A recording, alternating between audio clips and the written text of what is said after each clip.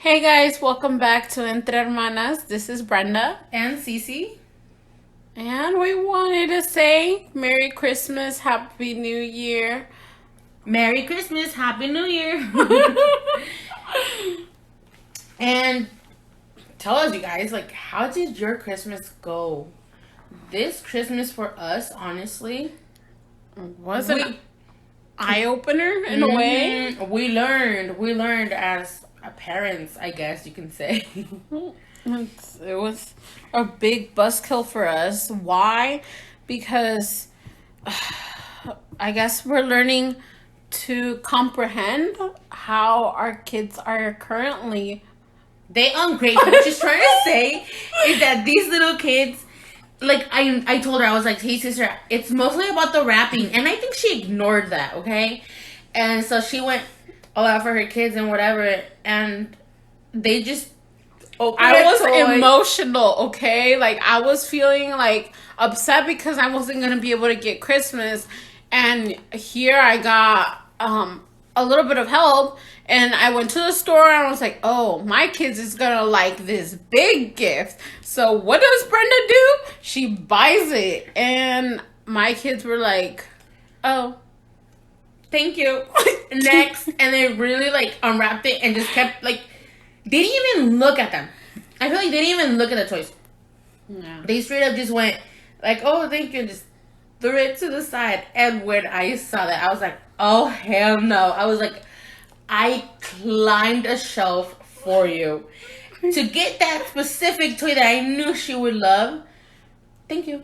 And I mean, at least she said thank you, but like, like the value, I guess that's where I'm at. That I'm raising these two ungrateful kids, as sad as it sounds, and now I can see my mistake and where I can change so they can be better kids. I mean, teach them their core values. I don't want to say that maybe they're ungrateful kids. Like it's very ungrateful that we saw that, but I think from our point, maybe we just haven't really showed them what the value is. What's the value, first of all, of Christmas, and what's the value to house stuff. Like, honestly, the what was it, Monday? My sister wanted the kids to clean out the closets, and I was helping them out, and Angel, he threw like a really big fit because he didn't want to clean up, and I was helping him, and all I said is, pick up the little coins that you got from this toy that he got for Christmas, and I was like, and just put them in the bag. Like, that's all I'm asking you to do. I was like, I'll do the rest. And he straight up just sat there and just screamed because he knew my dad was gonna come downstairs and say something, because we cannot argue with grandparents. It gets tough. And he just started crying. My dad got downstairs and he just sat on his lap and kept on crying.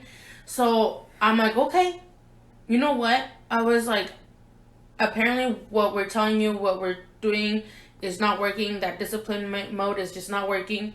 So I'm just like, I picked up all the toys and I looked at him and I was like, they are all going to the garbage. New toys, old toys, I didn't care. I packed everything up in a box, and then I went and opened my mom's van and put them in the back. But he thought you threw them. Because I did. I took the bin. I took everything out of the bin, and then I took the bin back out empty. So, till now, he knows that. He has no toys. I guess the question now where I'm at, because I'm very hurt by that. I think that now, because of what happened today, I feel you guys can tell how hurt I am, because they're very ungrateful, because I don't think I was like that. The thing that I got for Christmas, I valued it for a while at least. Not that they were opening their gifts and throwing it left and right. And I'm like, my face of disappointment, I'm like, damn, I fucked up. Like, my parenting skills there are bad. I think the big question now is how spoiled is too spoiled? Right. It's a very hot question. I just think, like, I think as kids, like, every Christmas, like, we would have a big family gathering. We never did that where everybody gets them toys or gets us toys. It was what we called what's it called? It's intercambio, yes. You know, the secret Santa Claus I wanted to say. I couldn't think of the name. And you would literally get one gift.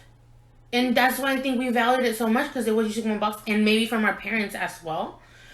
But here with us, it's like we want to give them what we didn't have, but now we're noticing that it's hurting them more than it's helping them.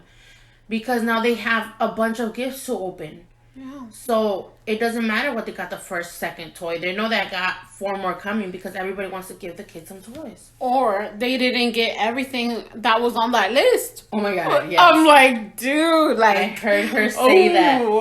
I was like, girl, what? And you know what? She wanted a dog, and she wanted all these toys that weren't even toys.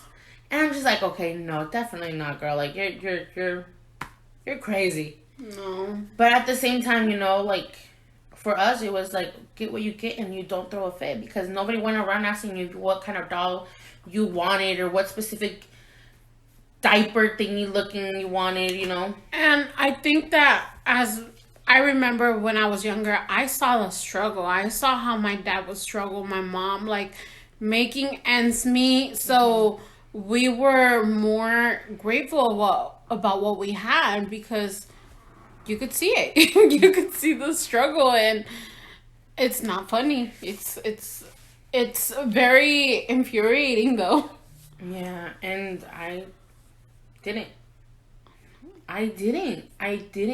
not see the struggle. I cannot say until my teen years that I knew what the struggle was, because I think me and my little brother, like being the youngest, we were not treated like if there was something going on, or if, you know, like we're struggling. Like, my dad wouldn't let us see that. So we always thought we were good until our teen years. I think that's when it hit us, that we're like, damn, like they did the most for us. Yeah. And I guess me as a single parent, I tend to do that way too much now, where I'm like reflecting on it and being like, damn, because you've done it wrong. It's all wrong. I think because it's when the ego hits, like that pride mama, like la mama luchona. Yeah. And you just want to be like, nah, like I got this all by myself and don't need nobody else, and I'm good. And at the same time, I think that's where it hurts them more, because you can do it all. So, you know, like, who's gonna prove them wrong? Like, you've always done it all, no matter. Yeah. So now it's just like, damn, how are we gonna show them that you can't just do it all? You know, in a way that we wouldn't want them to really see what a struggle is. Like, I would not want them to see a real struggle in their eyes, you know, because they're kids and they're just so innocent. And it's hard, because right now we were, like today, for example, we've been doing deep cleaning these last couple days, where I'm trying to like rearrange my room, because it's a tradition. Like, New Year, you clean out the old and redecorate, and it's just a struggle, because they have their new toys, which they're trying to rearrange them around the room so it's like all nice, but then they're just everywhere. And they had this one toy where they hadn't opened, and I'm like, okay, it's like for later on, we're gonna save it. And I specifically said, do not open it. And oh my God, I went in the bathroom to take a shower, and of course they do everything when you go in the shower, and they go and tell their uncle, like, hey, can you open this toy for me? Mommy said it was okay. Like, there, I like just blew up. I'm like, dude, I specifically told you not to open this toy. Like, and you go and tell your uncle to open it for you. I had it. So I blew up and I told them. Can I say this? Yeah, I mean, like, I think we must be as truthful as we can, because there is times that parents go through that and they want to say, or they do say, and you know, but there's people that, you know, like, it happens and it comes out, you don't mean it, but at that moment of rage, I get that. Or when you're just annoyed and tired and sick of it. So we don't believe in like beating up our kids or spanking them, and it's not that I did that. I told them I'm gonna take you to foster care. I'm gonna take you to the adoption agency because I'm done. I'm done cleaning up after you. I am done working hard to get this for you, and you plain out disrespect it. Like, you don't take care of it, you don't love it, you don't play with it. You're just crying because you want more. And then I was like, and you're gonna open it up and then it's just gonna be laying there. I was like, you don't understand the value of what a toy is. And I get that they're little, but if I don't teach them now, then when? And you know what? We got the foster thingy because they watched the Willoughbys on Netflix. You guys, it's a really good show, and it's about like some kids that, you know, they're the kids, their parents like go off, and the kids go into like foster care, and it's like all this, you know, not traumatizing, but scary things for kids. And so that's where it kind of light up. Like, what other way? Like, what do you guys do with discipline? And there's just so many like lashbacks on a way you discipline. Like, there is no spanking. We used to get spanked, but now you can't spank because it's bad and you're teaching violence. Okay, timeouts. You're traumatizing your kid because you're putting them against a corner, and that's traumatizing for a kid.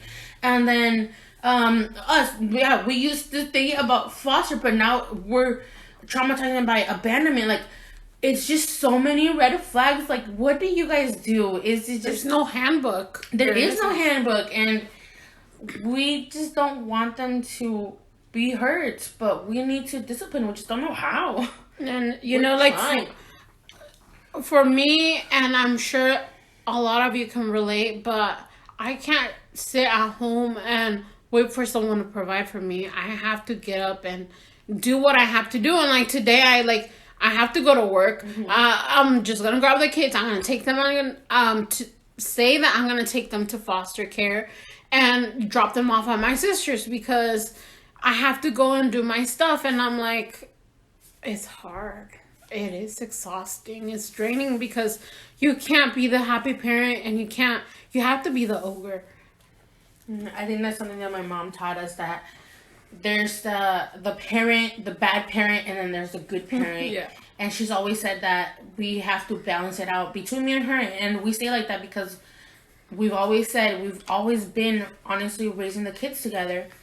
And she's like, if mom's gonna be the ogre, like, aunt has to be the good person. And if mommy's gonna be the good person, auntie has to be the ogre. And it's hard balancing that, I think, because sometimes, like, I feel like I'm too good. I like their faces, you guys, the faces they make. I can't. I'm weak-hearted. I don't know. I'm soft-hearted, whatever you want to call it, but it gets to me, and I don't discipline because they didn't do that to me. And that's where I feel like the balance just goes off because sometimes I don't understand her and she doesn't understand me, and we fight over the discipline. And I know like that we have to work together and find a way to discipline. We just cannot agree on something yet. Yeah, but at least I'm happy. Like, on today we were like, okay, they needed something because they're just getting way out of hand. Yeah. Like, if you're going through it, we're going through it too. We're on the same boat, and give us ideas because even though like I lose it sometimes and I do want to spank them, but best believe my dad be limping, but he will grab the cane and hit me. Like, he gets so upset because those are his nietos, and he's like, it's a bond between them that they go to them because they feel so secure, but then they're taking my authority away. Yeah. And it's a struggle. Yeah. And I can't say I'm going to pack my stuff and go somewhere else because, one, I'm not going to run away from my problems, and two, this is a single mom's life. You have to have help. I can't do everything by myself, and thank God they're a big blessing right now, and they're helping me and my brother, but I don't know how I would do it alone. I think I don't see myself doing it alone. Yeah. And we've also been so close. Like, we've never fully all moved out separate places. Like, it's never honestly happened. Like, maybe she moved out as a teen, she came back. I moved out as a teen, I came back, and now, like, I moved out. But, like, we never really just leave each other alone. I think that's one thing. Yeah, but sometimes we are toxic. We are. We are toxic to each other. We definitely are. Like, I know that sometimes as a bigger sister, I do bring you down, and then it's hard to, with friends, our friends, it's hard because I don't know, I guess I'm just so cold. I don't have friends like that. And you do, and your friends are my friends in a way. And we share them when we hang out. But I don't have someone on speed dial and be like, hey, what's up, girl? Like, this and that. Like, this is how my day's going. Yeah. It's hard. I think it's tough because I just want to say that we were raised very different, okay? You were raised by someone very strict, you know, by very hands-on, sitting down at the table with you to do your homework. You know, you had to be a lady. Like, you would wear these pretty cute dresses and you couldn't get them dirty. Girl, I would have mud in my face. I would act like I was eating, like, the freaking mud pies. Yep. So, like, I want to say, like, I lived a well childhood in a way. Yeah. And, you know, when I came back over here and I wanted to play dolls with you, that's the one thing you hated. You would never play dolls with, and I'm hurt. And that hurt me. You would never want to play dolls with me. And, I mean, I had to find people my age, or, well, I got to meet people around my age, you know, and they like to play dolls. And you were just a grown-up in a little person's body. Yeah, I don't know. And then you grew up way too fast. You skipped your childhood, homegirl. I did. I really have very faint childhood memories. Yeah. I have a lot, but just not with you. Like, I really don't. Every time, like, I go back and try to remember, like, bitch, what? Like, my dad says we were separated a year, but what happened? Where was we? Yeah, that's crazy, but thankfully for Angel and Jocelyn, they're not gonna go through something like that. Hopefully, knock on wood. Hopefully not. But it got to a point that I had to move out. And even though we moved out, you know, like, we're super close and we just stay in contact and we stay seeing each other 24/7. And, you know, we're always looking out for one another, which is something that we got taught as kids, you know, to always be looking out. And not just between us, you know, we also tried to reach out to some family also, you know, when they were going through the crisis, you know, some caught COVID and they stopped working, they stopped going out for food, you know, they had a quarantine. It was hard. I remember, like, we were worried, like, how we heard from them that it got really hard to the point where, like, they were in bed rest because it brought them down because I guess you get it really hard. Like, you got for them, it was the cough, it was the ⴚⴘⴘ and then the temperatures, and then, you know, one gets it, all gets it, and their kids, and dealing with themselves, and then their family members, like, everyone, I can't imagine what they went through. I know, and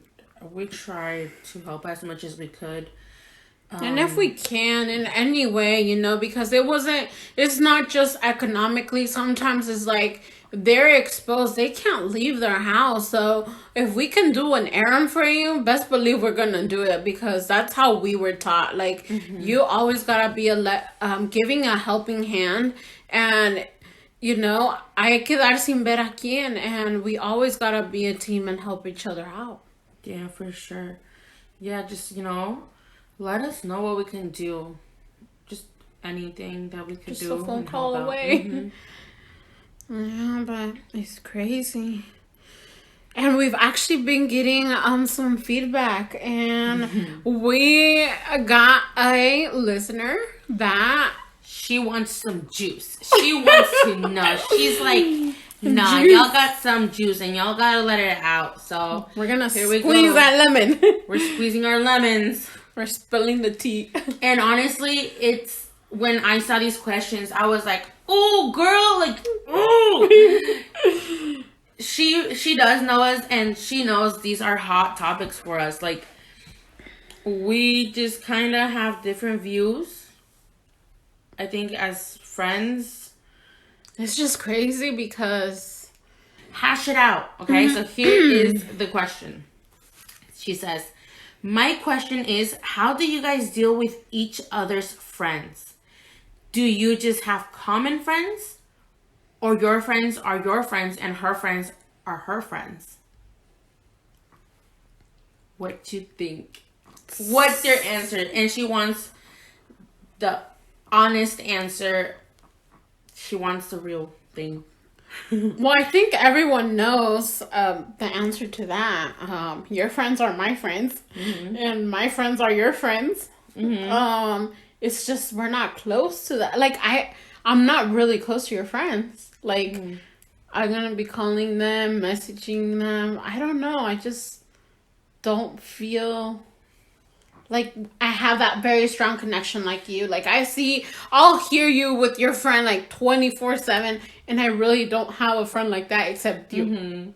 I think it's hard because you and me we were raised with with us being like tight as ever, and that's why me and you have like a very, very strong bond. And I've always been like, wherever I go, if I go out, like, I'm taking my sister with me, and I'm not trying to be rude or disrespectful, but my sister has a very strong character. Okay, she was not, like I've been saying, okay, I was at the age where I wanted to play dolls, and this girl was at the age where she just wanted to sit down in the adult table, and I was like, nah, girl, I'm gonna play tag at 10 at night because come on, you only live once. And honestly, I feel like those have always been my type of people. Like, I like the vibe, and I like this looking for adrenaline sometimes. And my sister was, you guys, to tell her that we had to convince her to skip school because she wasn't home with the car. And we're like, hey, you gotta skip. And she was like worried about her parents and shit. And we're like, we got you. Like, I knew grades, her grades, and I mean, honestly, we fucked up though. We dragged her with us. We did, but then I think that's how it's always kind of been. Yeah, I think the answer to that would say we have common friends, and I don't have an actual friend relationship that's not you. Why do you put that face? Because it sucks. It sucks that I only got you. I love it that it's only me. I don't gotta fight with no other baby. Exactly. So what's gonna happen when I do have a best friend, and I can go out and I need a babysitter because you got a boyfriend, you can stay home and take care of the kids, and I want to go out with people too, but there's no one that wants to hang out with me that is either not knocked up or have kids or I don't know, just don't want to hang out with me. You know what though? I think it's party pooper. I think it's because like many girls, like many friends as well, as soon as they have kids, like their idea is like, oh man, because I have kids, like nobody wants to hang out with me. But the thing is that you can do things even with your kids. I'm not talking about like, hey, picking up your kids and taking them with you. No, you just don't want to reach out and say like, hey, Ceci, cuídame a mi niño, I'm gonna go out. And I think maybe us as like the new era, I want to say, are not as close-minded as parents, like my mom's like, why are you leaving your kids to go out? But like, how am I supposed to live? Like, how am I supposed to do life if I can't go out just because I have kids? Like, it doesn't work like that. I think as long as you got your things handled at home with you and your kids, it's possible. But you got raised by someone with that mentality of like, you got kids. You don't got time to be going out to a club. You don't got time to be going out to a bar, but you do. you really do, because I will definitely babysit. And yes, I got a man, but if you want me to go with you, I can definitely be your wing woman. I got you. I can walk out alone in that bar. Don't worry about it. Yeah, and I feel like for people to actually better understand, like, why I got to grow up so fast and why I am the way I am, they really have to continue listening, because we are going to bring out our demons on why you guys are going to understand why Brenda is Brenda. Yeah, like what molded us in a way. Mm-hmm. It's crazy. It is crazy. But, I mean... Friends in common. Definitely. Yeah. I guess you can say that. There you go. Friends in common. But, hey, you want to be my bestie, too? I'm willing to take friends. Okay. Ready? There's a second question. So, question number 2. Have y'all ever liked the same guy? If so, how did you deal with it? No. Let me tell you. I was like, bruh, like, we have a very different taste in guys. Mm-hmm. And I've never looked at a guy that my sister looked at, because I'm just like, nah. Like, I don't think that's gonna happen, you know? Like, what the fuck? And I'm saying, like, she had this major crush on this guy. And right now that you mentioned him, that when I told you the question earlier, you're like, oh, did you like this guy too? And I was like, bitch, no. He hit me with a basketball in the damn face. I was bruised. I was hurt.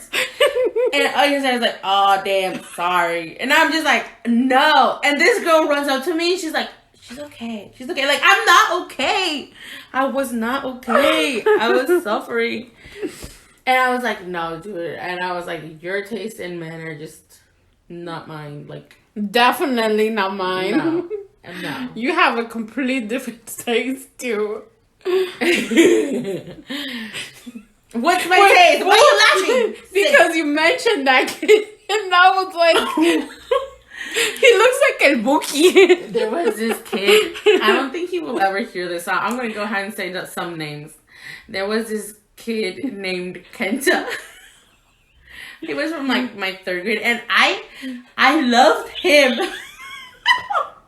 Oh my god. I loved this chinito little kid, you know? Well, I thought I loved him. I thought what love was, you know? But it was crazy. He was just like, no. Like, I don't know why I liked him. I don't even know why I liked him. I don't even think we talked. You just giggled. I just, you know what? And I probably just giggled and kept looking at him, just kind of giggled. Like, I remember that's the only reason why you would play Foursquare. I learned for that kid. Yes, I did. I learned how to play Foursquare because he would never lose, and I'd be right beside him. His right hand. Oh my god. Yes. Good memories. Good memories. That was sad. Yeah. No, it was crazy. But I don't think we ever looked at the same guy. No, ever. I don't think so either. But I was always cool. Mostly with them. Yeah, she would be like that best friend with them. Like, I remember. Like, back in the old days. Cruising in the car and you just... Oh my god. So there's a story about a car. The other day we were talking about it with my mom. There was a point that, you know, Brenda threw a fit and she moved out. And there was one night, I always sleep with my window open. I'm not going to tell you guys where I live, but I usually sleep with my window open. And one night, out of the nowhere, like, she had this green Kia, right? Mm-hmm. And my parents took it away from you. And so she literally took off the little spring thing from the window. And I feel someone pulling my hair, okay? I was, what, 12, 13? 13. And I was just like, I woke up like ready to scream. And then this girl's like, hey, it's me. And I was like, what the hell are you doing? My hair. I was ready to cry. And then this girl's like, can you give me the keys to the car? And I was like, what? Like, you just woke me up to get the keys? Like, what? And I'm not even inviting her. No, she just said, get the keys to the car. And I was like, oh my god, this sounds bad. So Grand Theft Auto. I did it because I was like, yup, I'm gonna get caught. And, you know, it's an adrenaline rush. And so then I'll hear my badass self, I just walked to the kitchen, got the keys, and that was it. And I just handed them to her. And this girl, they thought they were smart, right? Because she ran away with a friend. Well, she didn't run away. She borrowed the car with a friend. And I guess that to take it out, and they wouldn't hear it when they turn the car on. The Kia had a very specific sound when you would turn it on.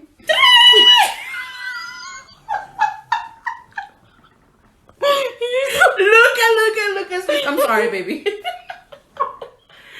No, so they put it on neutral and pushed it out all the way to almost the entrance of the apartments. And then they turned it on and left. But what they didn't know was that my daddy was going to grab that car the next day. And it was dank. It smelled dank. It was fire. And he's all like, someone smoked in this car. And then he turns it on. And there's no gas. He had just filled up the tank, you guys. And there was no gas on the tank. He's all like, someone stole the car. And parked it back. And just went and left it back. Just parked it again. And so he's all like, who the fuck would do that? I don't know how they ended up knowing it was us. Well, who else could it be? Oh my god. Oh my god. And I still put the keys back like nothing. I said cool, like nothing happened, but we got caught real quick. Yep, I did. Oh my god, that was crazy. I was like... But now it's like as we grow up, now we know that we were checking car and decide to put it back, we're gonna put gas. Yeah, they were pretty upset. They were more than upset. Well, thank God I didn't get to see that because I wasn't near. No, I took that one, yeah. I didn't get in that much trouble, though. It was more like they were amazed that we were that smart. To take the car, I could just imagine you pushing the car all the way to the front. Oh, man, the struggle. But, yeah. Oh. So, sister, I have a question for you that's in the back of my mind for a while now. How does your boyfriend feel about you being on the phone 24/7 with the guy? No, she did not. I do not talk to other guys.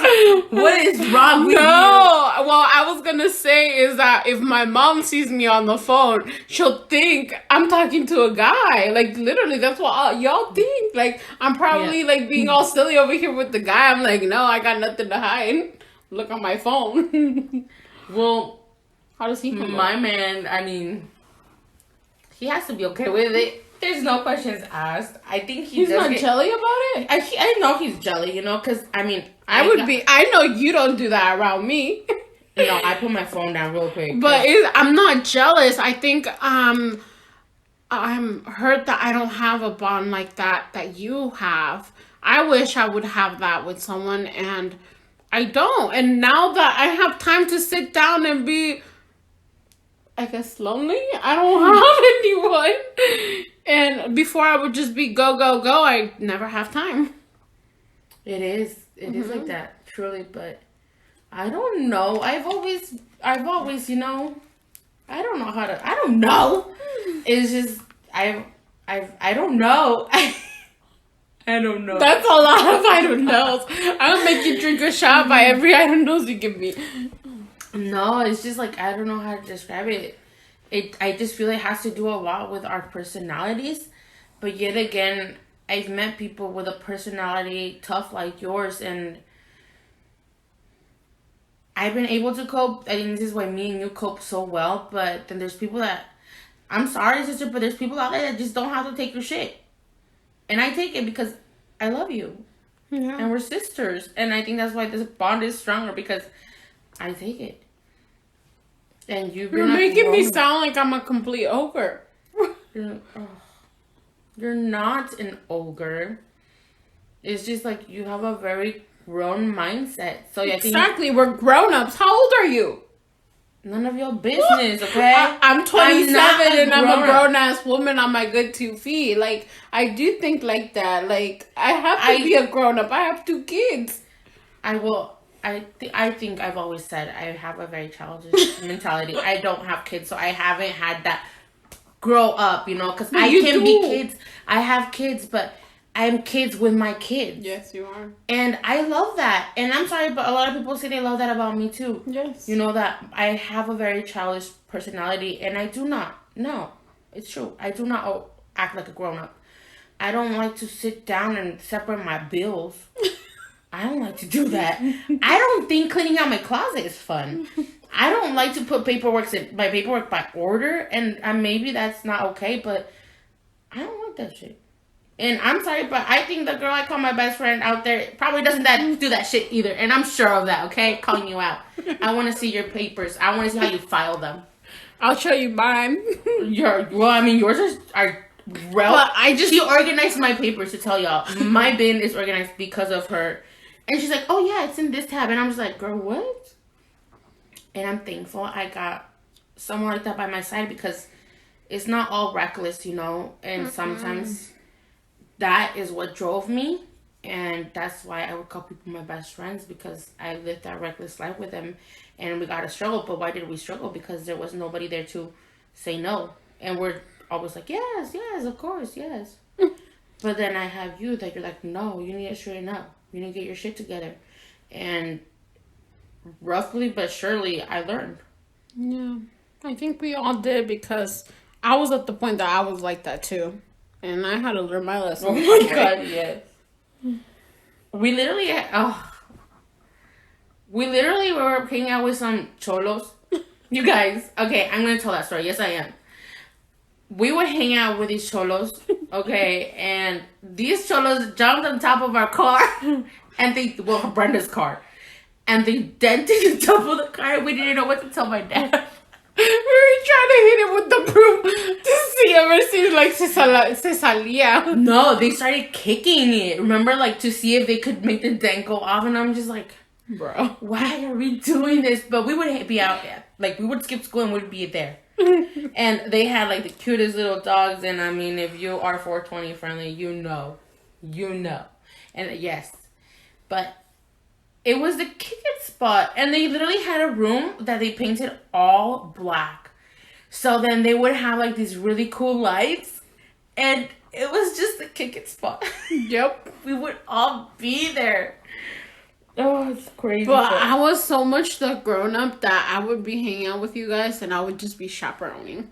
Honestly, and she'd be like, stop I would be the buzzkill. I'm sorry, but see, that's what I mean. Like, you were such a grown-up, and we were over here just trying to party, and like, she was like, no. We're gonna get caught. My mom's gonna find out. My mom's gonna, you know, and I'm just like, nah, girl, like, just feel the vibe. And no, she was not up for that, but... You know, I just think that with so much trauma that has gone through, or that you've gone through, is kind of part of what made you grow up. And now I want to party. Now I want to go. Now I want to go to the bars. I want to like. Now there's dating. Now that she wants to, there's a pandemic. Now she wants to go out when there's a pandemic. Please, you guys, don't forget to wear your mask. You guys, please, not just for your safety, but for other safety, for your family members. And even though you don't think this is true or the virus is true, either way, like, no se arriesguen. What's the point? You Mask know? up. She wants to go to the bar in the middle of a pandemic. Like, really? Like, now you're 6 feet apart. Like, there is no, maybe a guy's gonna buy you a drink or something. Like, no, girl. Everything's apart. Like, what, you want to hang out with your friends? You can't. You have to be 6 feet apart. And we're in the pandemic. Mm-hmm. So... Tell me, if you guys are not married and are single, how are you guys doing it with this whole online dating? Because a mí me dicen que me aprieto. Yes, bitch, I do. Because I just don't know, like, what other conversation but my kids to have? It's like, you guys, it's like when you go to a baile, and they're like, pues, ¿a qué vienes, right? Because they go and ask you to dance. And you're like, no. And they're like, pues, ¿a qué vienes? Si no es a bailar. And I'm just like, well, to watch, bitch. You know, like, leave me alone. Oh, man, it's hard.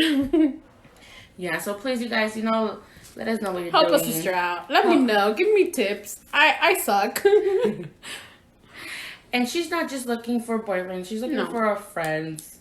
That's what my sister wants. You guys, let me clarify most of that. Because even though she's talking about dating and stuff, you know, she needs more friends than anything. Yeah, I'm not ready to date. She's not okay with me just being her friend, especially because now she wants to go out and stuff, or just, you know. And I got a man. And this man, you know, like, he's my very clingy man. Wherever I go, he would love to be. And sometimes it doesn't work out with her, you know. And I guess because somos bien tóxicas with each other, so me being around a man in front of her is not okay. And I get it, you know, I probably weird. act like that. Do you guys experience that? Being all lovey-dovey with your boyfriend and your sister weirding out? Or a family member, like, they just look at you like, what the heck? And I'm just like, we're 4 years together. Like, what do you mean? You should have been used to this. Like, we cannot give each other a kiss. In front of us. In front of anybody. It's disrespectful. It's weird. I don't know if it... Do you guys find it disrespectful? I mean... A peck, yeah, but making out? I'm talking about a peck. I would never make out in front of my parents. Uh-huh. Imagine just telling me, no, hell no. My mom would hit me. Exactly. I'm talking about a peck. I cannot give him a peck. I know. I've noticed how my mom gets. And I've seen how my face gets too. My mom's just like, me vas a faltar el respeto. And I'm just like, oh, no. So he has to go all the way outside by the car. And I'm like, okay. I was like, goodbye. And a peck. And run inside before I get caught.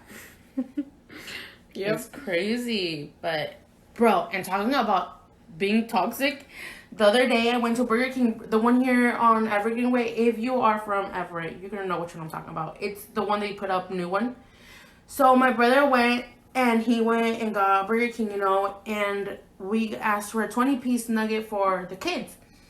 And when he got home, I smelled something burnt. So I was like, what the heck is this? And I just opened one bag and I smelled it. I opened the other bag where the chicken nuggets were, and it was just like, they were burnt.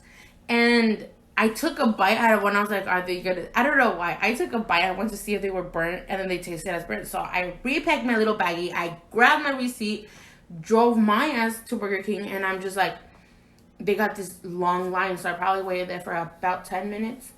And then when I went up to the window, I told the guy, I was like, hey, I was like, these nuggets are completely burnt. And I was like, and they're for my kids. Like, my kids are going to eat these burnt nuggets. And I was like, can you just exchange them?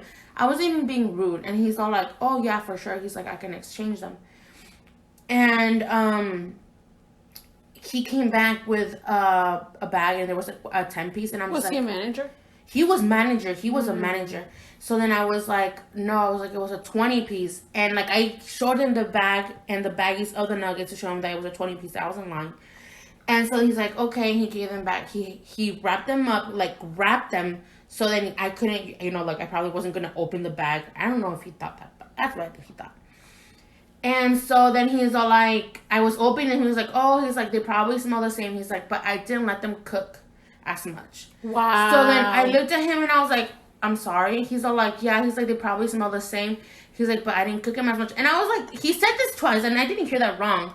So I was like, so now I was like, you want me to take like raw nuggets?